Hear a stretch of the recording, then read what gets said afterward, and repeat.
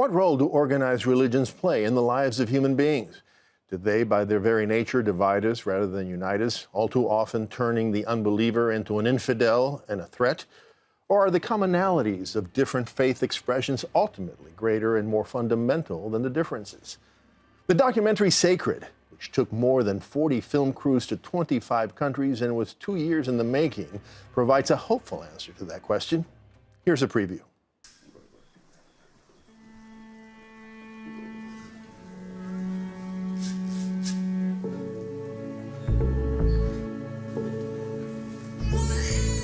Learning about God made me mad about all the things I did in my life, the sins I committed.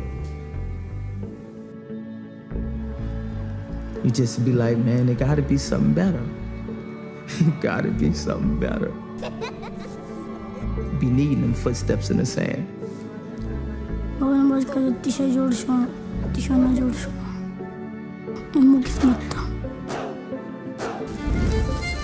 Cuando siempre están apuro, pues eso es lo que hace, rezar, entre comillas, hablar con Dios y eso.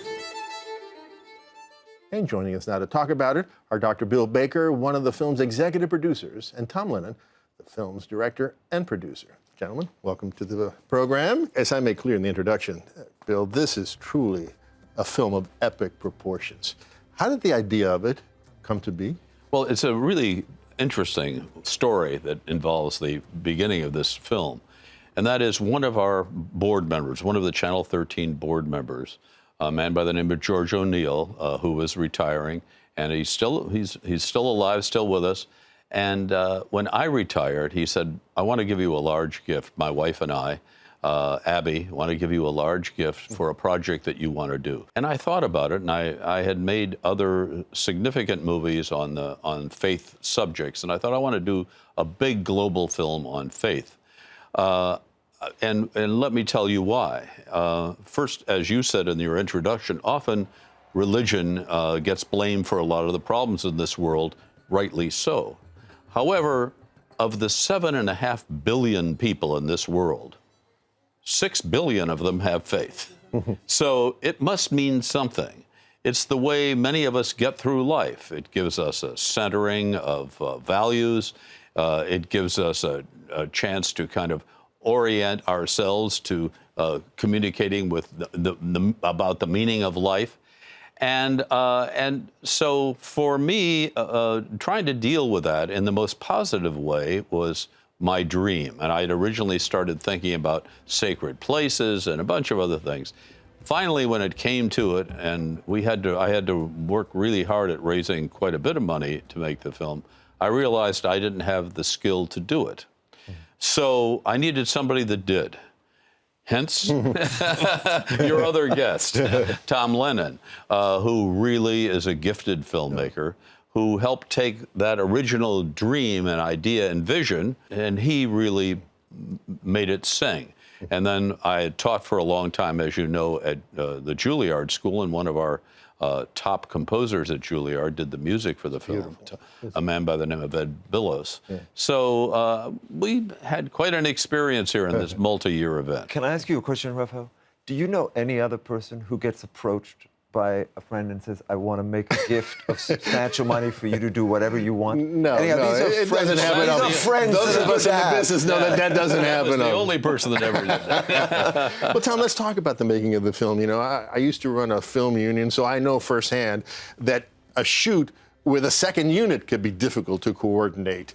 How in the world did you create this beautiful, seamless film with more than 40 units around the world? It was pretty nuts. So I didn't want to do like a crowdsourced thing where everybody sends in whatever they want.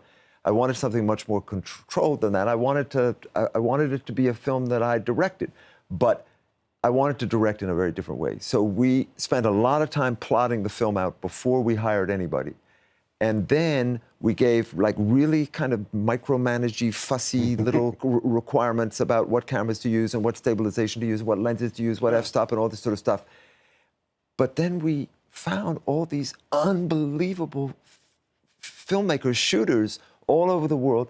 Almost nobody said no when we approached them and said, "Look, we want you to build this little piece of this larger picture." And it was an astonishing adventure. I can't tell you what it was. You know, there are so many stories, so many vignettes.